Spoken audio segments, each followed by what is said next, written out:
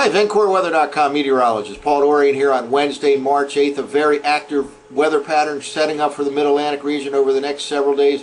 We're monitoring three different systems. It looks like the first system will throw some rain and then snow in parts of the Mid-Atlantic region late Thursday night and on Friday. Friday morning could see some grassy snow accumulations, primarily north of the Mason-Dixon line, but certainly in suburban areas of Philadelphia, for example. All across the New York City region, there can be some wet snow and some grassy accumulations early on the day Friday, probably confined to the far northern suburbs of the D.C. metro region. Primarily, that low pressure system should be in the form of rain down there, but again, even in the far northern suburbs of D.C., there can be a changeover from rain to snow on Friday.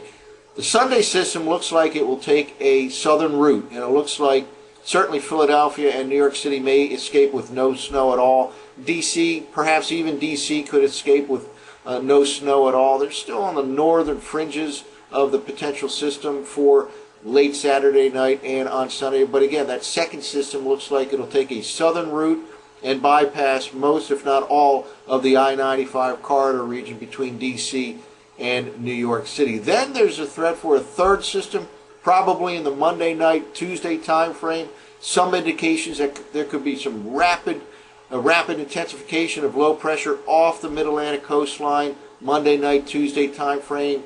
We'll have to deal with that over the next few days here. Perhaps the biggest story over the next several days will not be these three different low pressure areas, but the cold air that will come into the northeastern part of the country by Saturday. This is a trajectory map of air parcels, and it shows where the air parcels are coming from that will arrive into the Mid-Atlantic region come Sunday morning. This happens to end at State College, Pennsylvania, but notice where the air parcels are coming from. The original area is way up here, northern Canada, the Canadian Arctic region, where it has been very, very cold. And temperatures on Saturday with this kind of an air mass could be some 20 degrees below normal.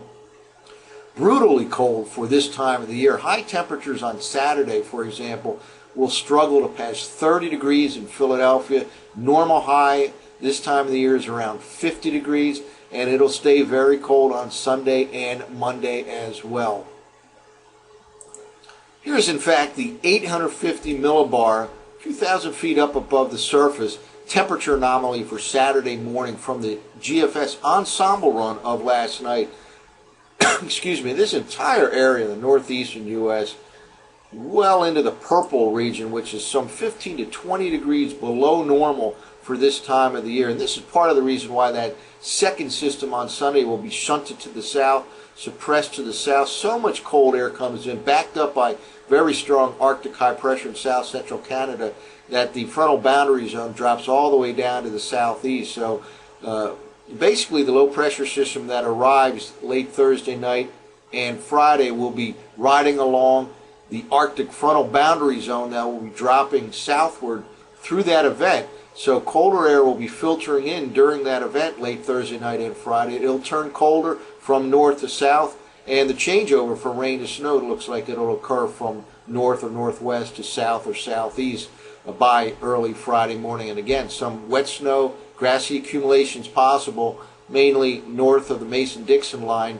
especially suburban areas north and west of Philly, and throughout the New York City metro region on Friday morning, perhaps in the far northern suburbs of D.C. as well. Well, in yesterday's video, we kind of concentrated on the thermal gradient or the frontal boundary zone with the GFS model. Let's now take a look at the 500 millibar vorticity pattern over the next several days. This is where the upper level energy plays a big role in what develops down at the surface level, and we'll see interesting happenings here over the next several days as we walk through this. This is from last night's 06 GFS model run, and let's just push forward.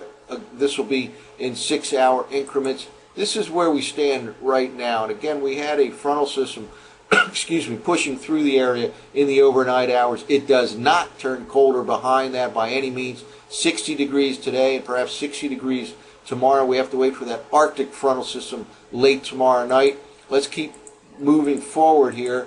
And here we are by tomorrow morning, kind of strung out vorticity all across the northern U.S. Nothing too dramatic at this time. And then we start to see kind of a buckling here come late tomorrow night. And this is when low pressure is forming along that Arctic boundary zone. Let's now move ahead. This is Friday morning. Decent upper level energy associated with this wave of low pressure that will form late Thursday night right along this Arctic boundary zone. This has some punch to it. That's the point I'm trying to make here, is it does have some upper level support. It will produce some decent precipitation, so it has to be watched carefully. Again, some grassy accumulations are likely north of the Mason-Dixon line and even in the far northern suburbs of D.C. once that rain changes over to snow. It will be very warm during the day on Thursday, but then turning colder Thursday night. Let's keep pushing forward here. This is Friday afternoon, and this wave of low pressure will be pushing off the coast at this time. This is now the Saturday evening forecast map. Again, we're looking at 500 millibar vorticity maxes, or upper level energy. A couple things I want to point out here. By Sunday morning, we have one wave of energy down here in the southern part of the U.S. and a second wave way up here across the Great Lakes region. They just do not phase in time to cause the Sunday system to turn up the coast. Even out here, this is now Sunday afternoon, that low pressure taking the southern route does not turn up the coast. These do not phase in time. And here we go. Now this is Sunday night. Basically the threat is gone by this time in the mid-Atlantic region, as phasing does not occur between that southern wave of energy and the northern stream. Now let's keep pushing forward into the early part of next week. Notice here a very sharp looking upper level trough. This is Monday morning according to last night's GFS model run, and that just dives to the south and east. By the time we get into Tuesday morning, this is sending red flags, some signals here that there could be rapid intensification of low pressure somewhere in the mid-Atlantic coastal region late Monday night into Tuesday. And here we go. This is now the Tuesday evening forecast map at the upper levels. And let me just point out the GFS is a little bit more bullish on the system than the European model.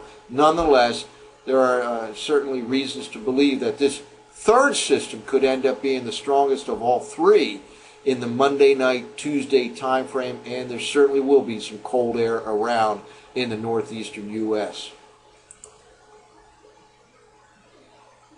Well, let's quickly walk through the surface forecast maps using last night's Zersey GFS model run.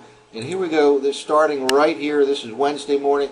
Again, a cold frontal system, but inconsequential in terms of the temperature change behind it. Still warm today and still warm tomorrow. Let's move ahead as before with 6-hour increments. This is now this evening's forecast map. By tomorrow morning, still pretty mild conditions here in the mid-Atlantic region. No sign of that Arctic front at this time. No sign of that low pressure area. But let's move ahead now. And here we go. All of a sudden, a frontal system starts to take shape here, basically oriented from west to east, and low pressure starts to form. Blues on this particular map from tropicaltidbits.com, by the way, represent areas of snow, and the green, rain. Here we go. By late tomorrow night and now by Friday morning, low pressure rides right along that frontal boundary zone. The rain changes to snow north of the Mason-Dixon line, and again, some accumulations possible of wet snow on Friday morning. Down in D.C., primarily in the form of rain. It's not out of the question that in the northern suburbs, especially the far northern suburbs, there is a change over to sleet or even snow, but primarily rain down across the D.C. area. And then that pulls out, and colder air just pours in by Friday night. And again, Saturday looks like it'll just be a brutally cold day for this time of the year in the mid-Atlantic region. High struggling to pass 30 degrees in Philadelphia, for example. And again, the normal high is around 50. Here's that stronger storm system for the second event late in the weekend, but again, it's taking a southern route. It looks like it will be suppressed to the south. Still, D.C. is on the northern fringes here, but they could escape with no snow at all here. We'll, of course, continue to monitor this, but this takes a southern route, does not turn up the coast at this point. Those upper level features just do not phase in time. And then let's keep pushing forward. Now this is Monday morning, and here's a third system. Arctic high all along the northern U.S. Canadian border here with very cold air in place. And we saw before, very vigorous upper level trough associated with this surface feature come Monday morning. Let's just push forward here.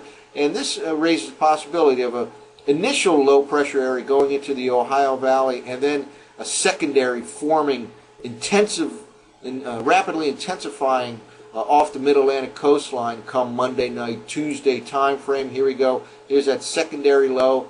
Lots of snow here depicted by last night's 0Z GFS model run for late Monday night and Tuesday in the northeast U.S. This becomes a significant storm system. Notice high pressure to the north, comma-shaped clouds starting to, comma-shaped pattern starting to form with respect to the precipitation. So 3 threats to deal with over the next several days. It looks like the middle threat, the Sunday threat, goes to the south, and the I-95 corridor mostly, if not completely, escapes. The initial wave late Thursday night, Friday, looks like a rain-changing to snow scenario, at least for Philly and New York City, perhaps even to the north of D.C., and some wet snow accumulation is possible Friday morning on grassy surfaces, especially in suburbs of Philadelphia and also throughout the New York City metro region. Sunday storm stays to the south, and then another threat to monitor Monday night and Tuesday, and all in between. Very, very cold air for this time of the year over the upcoming weekend. That's it for now. For VencoreWeather.com, excuse me, I'm meteorologist Paul Dorian.